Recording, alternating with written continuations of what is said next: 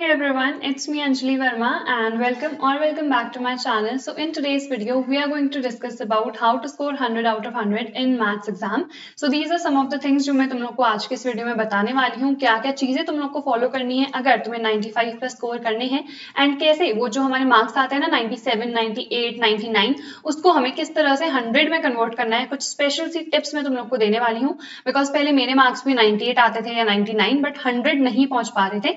सो क्या क्या चीजें मैंने फॉलो करी, क्या क्या चीजें अवॉइड करी, वो भी तुम लोग को बताने वाली हूँ इसी वीडियो में।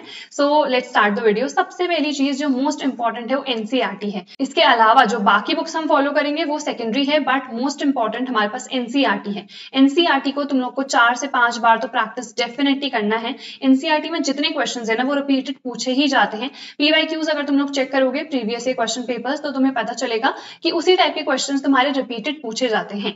एंड प्रैक्टिस मोस्ट इंपॉर्टेंट है, चाहे तुम लोग क्वेश्चन बैंक से कर रहे हो प्रैक्टिस, चाहे एनसीईआरटी को ही 4-5 बार कर रहे हो, चाहे प्रीवियस ईयर्स कर रहे हो, but practice is very very important in maths. Maths में अगर तुम्हें 100 स्कोर करना है प्रैक्टिस के बिना वो बिल्कुल भी पॉसिबल नहीं है एंड इवन पास होना भी बहुत डिफिकल्ट है अगर तुम लोग प्रैक्टिस नहीं कर रहे हो तब। नाउ एनसीईआरटी के अलावा हम क्या क्या चीजें फॉलो कर सकते हैं, तो सबसे पहले तो तुम लोग को previous year question papers follow करने हैं फॉर मैथ्स। बिकॉज अगर तुम लोग मैथ्स के पेपर्स भी चेक करोगे ना तो जितने प्रीवियस ईयर्स में क्वेश्चन आते हैं वो ही रिपीटेड हमसे पूछे जाते हैं। सो इट्स वेरी इंपॉर्टेंट जितने भी तुम लोग के पास प्रीवियस ईयर क्वेश्चन पेपर्स हैं वो तुम लोग प्रैक्टिस करो। सो अगर तुम लोग को बुक रिकमेंडेशन चाहिए है कि हमें कौन सी बुक यूज करनी चाहिए for previous years, so this is the 6 years solve papers from the Oswal books and 2016 से लेकर 2022 तक के सारे पेपर्स इसमें गिवन हैं।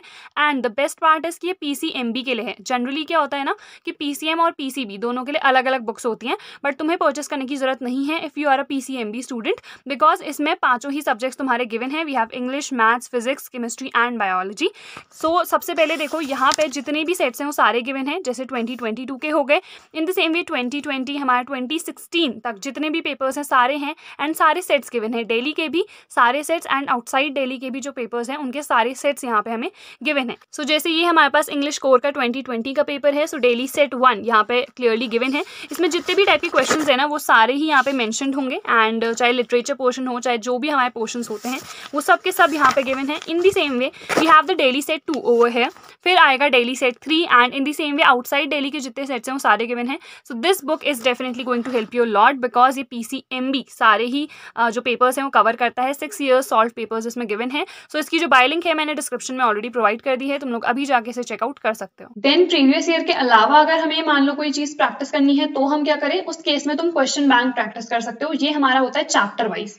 तो अगर तुम्हें चैप्टर वाइज के लिए कोई भी बुक चाहिए है तो तुम लोग क्वेश्चन बैंक्स प्रेफर कर सकते हो। अदरवाइज पीवाईक्यूज तो मोस्ट इंपॉर्टेंट है, वो तो तुम्हें प्रैक्टिस करने ही है। देन सैंपल पेपर्स, हमें सैंपल पेपर्स कब प्रैक्टिस करने हैं, तो ये हम लोग को करना है लास्ट में। लास्ट में कब, जब तुम लोग के एग्जाम्स को 1-2 महीने बचे होंगे एंड तुम लोग का जितना भी सिलेबस है ना वो कंप्लीट हो चुका होगा, तब तुम लोग को सैंपल पेपर्स करने हैं। अब देखो अगर तुम्हारा सिलेबस जो है एंटायरली कंप्लीट हो चुका है तो तुम्हें बहुत कम टाइम लगेगा किसी भी एक सैंपल पेपर को सॉल्व करने के लिए। जैसे लेट्स सपोज मैंने कोई भी एक सैंपल पेपर ले लिया तो मुझे मैक्सिमम 2 घंटे लगेंगे उस पेपर को सॉल्व करने के लिए, because there would be so many of the questions जो बहुत ईजी होंगे। तो मुझे पता होगा कि यार ये तो बहुत ईजिली मैं सॉल्व कर लूंगी, तो मैं उसको टिक कर दूंगी कि यार ये हो जाएगा। जो मुझे डिफिकल्ट लग रहा होगा उसको मैं सॉल्व करूंगी। इन केस कोई क्वेश्चन नहीं आ रहा है फिर उसको प्रैक्टिस करना है एंड उसको मार्क करना है, ठीक है। देन एनसीईआरटी सॉल्यूशन ऐप आता है, ऑफलाइन वाला डेफिनेटली डाउनलोड करना, बिकॉज जो भी क्वेश्चंस वगैरह तुम लोग को प्रैक्टिस करने होते हैं ना, अगर हम लोग पढ़ रहे होते हैं तो उस टाइम पे हमारा फ्लो बना रहता है स्टडीज का। इन केस तुम लोगों ने नेट ऑन किया तो बहुत ज्यादा डिस्टर्बेंस होता है और डिस्ट्रैक्शंस भी होती हैं।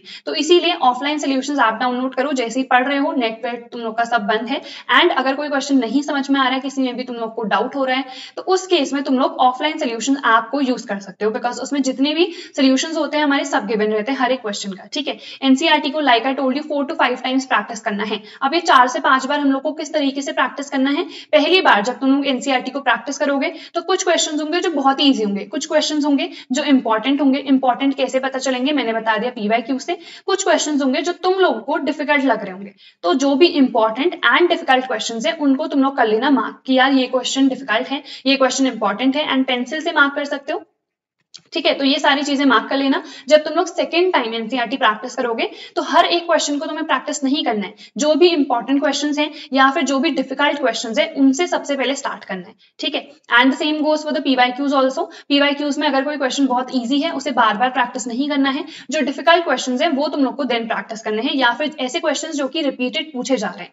देन वी हैव कुछ स्पेशल टिप्स जो मैं तुम लोग को बता रही थी कि मैं तुम लोग को दूंगी। सबसे पहली चीज है, मैं बहुत ज्यादा सिली मिस्टेक्स करती थी। जैसे मान लो किसी का आंसर होगा 32 तो मैं उसे 16 लिख देती थी, या कुछ भी, मतलब ऐसा हुआ है बिकॉज ये एक्जैक्टली सेम चीज मेरे साथ, इसीलिए मैंने इसी का एग्जाम्पल दिया।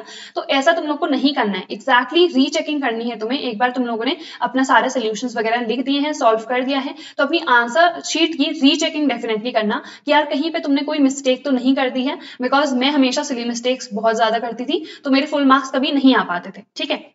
देन फॉर्मुलाज तुम लोग को सारे लर्न करने हैं, एंड ये जो फॉर्मुलाज है ना, ये मेंशन भी करने हैं। जैसे मान लो मैंने कोई भी एक पर्टिकुलर स्टेप लिख लिया है, उसमें जो भी फॉर्मुला मैं यूज कर रही हूँ, लेट सपोज मैंने फॉर्मुला यूज किया log x to the power a, तो इसका क्या होता है, a log x होता है। तो लेट सपोज मैंने ये फॉर्मुला यूज किया, तो मैं ब्रैकेट में राइट हैंड साइड को मेंशन कर दूंगी, जहां पे भी वो स्टेप मैंने कर रखा है उसके राइट हैंड साइड को, ठीक है। Third is don't skip steps at all. I remember जब हम लोग का क्लास 10th का बोर्ड था ना, तो मेरे मार्क्स आए थे 69 आउट ऑफ 80, एंड मेरी टीचर ने एक्सपेक्ट कर रखा था कि मैं फुल स्कोर करूंगी। तो उस टाइम पे उन्होंने मुझे ये चीज डेफिनेटली बताई थी कि अंजलि तुम ना बहुत ज्यादा स्टेप्स हैं उन्हें स्किप करती हो। तो स्टेप्स को बिल्कुल भी स्किप मत करना, हर एक स्टेप बहुत ज्यादा इंपॉर्टेंट होता है। स्टेप मार्किंग हमारी होती है, तो सिर्फ ये नहीं है कि 4 मार्क्स का या 5 मार्क्स का कोई भी मैथ्स का क्वेश्चन है तुमने उसे 3-4 लाइन में खत्म कर दिया, नहीं, हर एक स्टेप मेंशन करना है, सारे फॉर्मुलाज मेंशन करने हैं। ज्यादा टाइम नहीं लगता है, बिकॉज मैंने भी इतने सारे एग्जाम्स अभी दे दिए हैं, सो ज्यादा टाइम तुम लोग को नहीं लगेगा, बट ये जितनी भी चीजें मैंने तुम्हें बताई हैं वो तुम लोग को डेफिनेटली फॉलो करनी है। So that's all for today's video. I hope ये वीडियो तुम लोग के लिए यूजफुल रही होगी। Don't forget to like, share and subscribe to my channel, and I'll see you guys in the next video.